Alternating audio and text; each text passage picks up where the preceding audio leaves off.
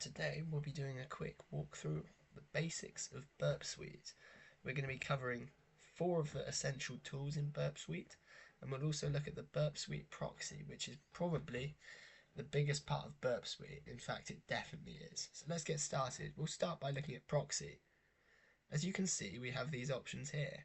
We're going to dive into this deeper in a minute when we cover the proxy, but let's just have a look. This just basically intercepts requests that I send. So we'll send one to, let's say we discovered the page exploit.html, we'll send one here, and as you can see I've intercepted it. So this just allows us to perform actions on it, which we'll look at in a minute, but that's what the proxy does. It allows us to intercept requests which are being sent through a proxy we're running on port 8080, and to potentially modify them, to have a look inside them. So we'll just forward that on and we'll have a look. So intruder, on the other hand, is a tool which we can use mainly for brute forcing and configure automated attacks that send the same request many times.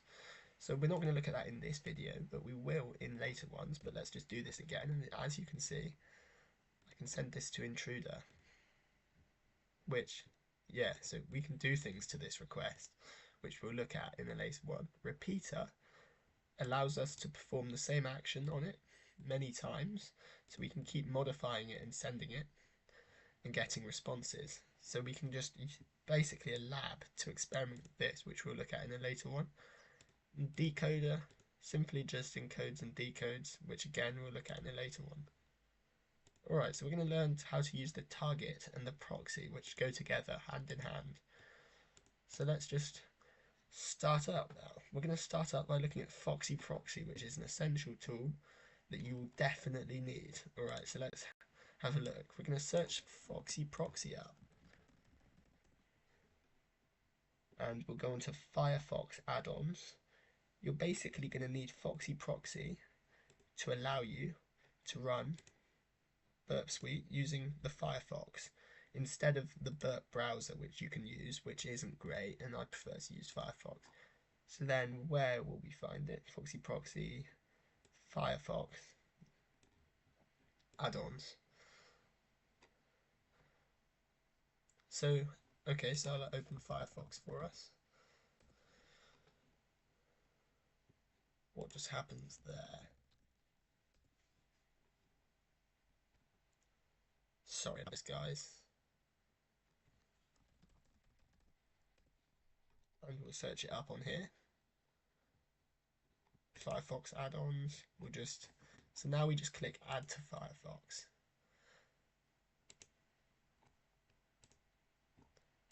So now we've got FoxyProxy here. I'm just doing this to show you.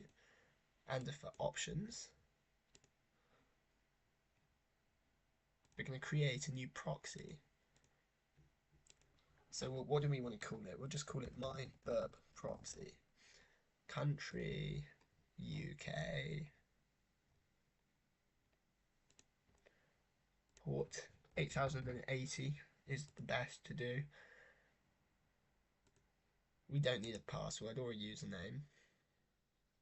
I'm pretty much sure that that's all you need to do. I mean, I've only created this once and it's done me. Using hostname port. Right, so let's just find out my IP address. So you can find out your IP address on a Windows machine using ipconfig, or a Linux using ifconfig. Right, so here's my IP, so we'll just put that in here, save. And I mean, I've created a proxy. So I've now got this proxy here, which I can use. I mean, I don't have burpsuite installed on my Windows, but I mean, so that's how you add it.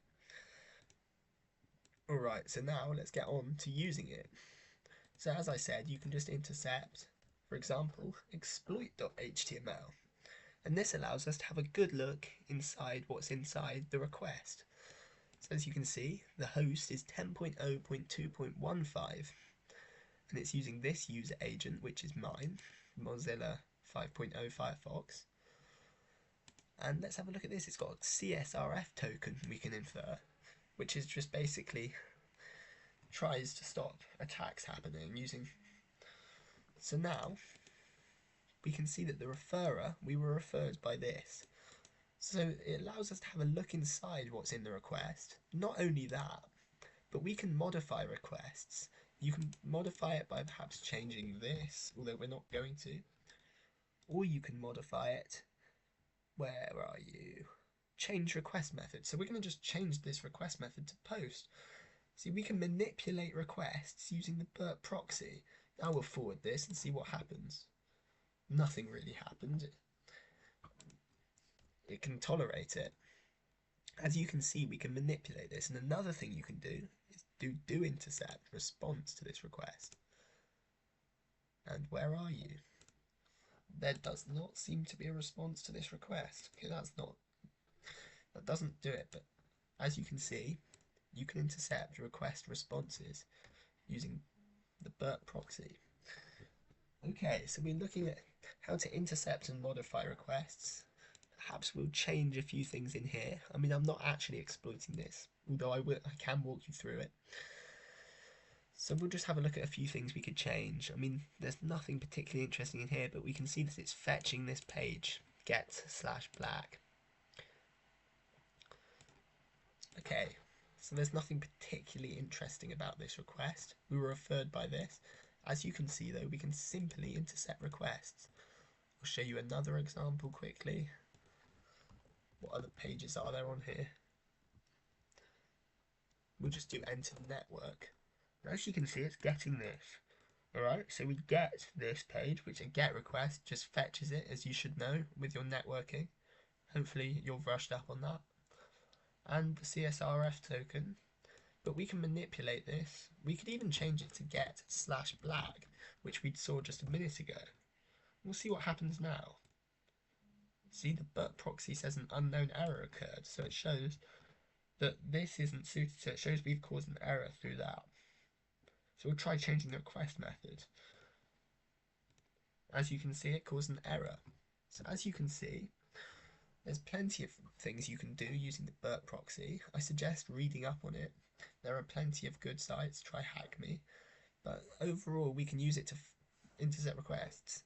Now, we can do things like this. Action, send to intruder, repeater, sequencer, comparer, decode, organizer. And then you can carry out further attacks with it. So it's basically a great starting point if you're carrying out an attack. You always need to intercept the request at the start. You can send it to a repeater, the sequencer, the comparer, decoder. We can either forward it if we're not interested, or if we've modified it, and we can drop it. So I'm dropping both of these, and as you can see, the request was dropped by the user. That basically just drops the request and doesn't let it continue any further, so it's the end of that request. Okay, so we've had a quick look at that. Now we'll look at target. So target is very useful. Sitemap. So sitemap basically creates a map of the site. It's in the name. So let's just add to scope. The scope is the website we're interested in. So in our case, we're interested in this little URL here. So we'll put this into scope. HTTP. So that's in our scope. The scope is just means that the sitemap is only populated with what we need. Logging out of scope proxy traffic is disabled. Good. Alright, so we'll intercept a quick enter network. And let's just forward that guy on. And all this basically does is create a little map of our website as we use it when we're using Burp's browser. So another thing we can do with the proxy, quickly, is we can intercept a response. And then there are shortcuts to doing this. So if we want to drop it, we can do Control D. Or if we want to forward it, Control F. As you can see, we've forwarded the request using Control F instead of clicking it. So there are shortcuts to all of these different things, which I suggest looking at. It does make it a lot faster. So we can intercept responses using the Burp Proxy, drop them, forward them, send them to these tools, which help us with further analysis or attacks against it. And there's one last thing I want to show you, which is proxying HTTPS, because this will give an error because of the certificate for websites. So what you need to do is load the certificate, the Burp Proxy, into it. We'll do this quickly. So if you're trying to run the proxy and you have not used the certificate, you'll probably get an error like this one here. Probably slightly different because it's the Burp Proxy, but as you can see, you're probably getting this right now. If you're trying to run it through to HTTPS www.google.com, you're probably getting this error. So I'll show you how to deal with this now. So now we're going to search up,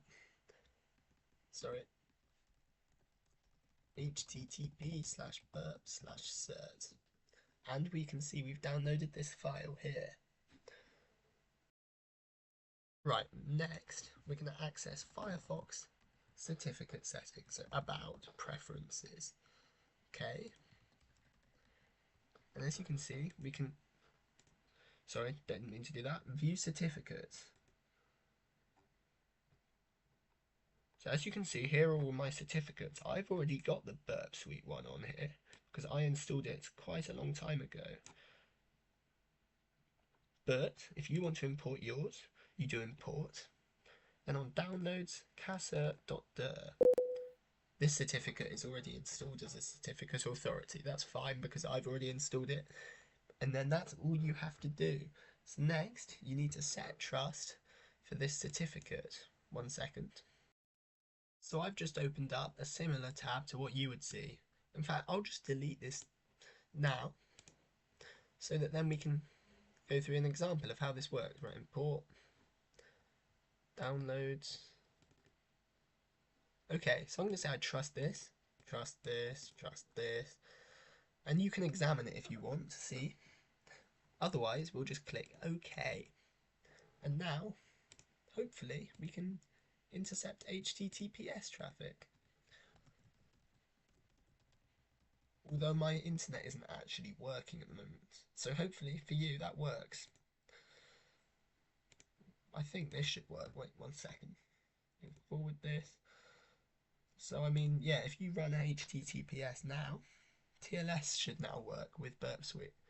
I hope this video's helped, and I hope you now have a basic understanding of the burpsuite proxy, and that you now have FoxyProxy installed on your computer, and you can now intercept HTTPS requests. I really hope this video has helped you, and I hope you've learned something today. Thanks for watching.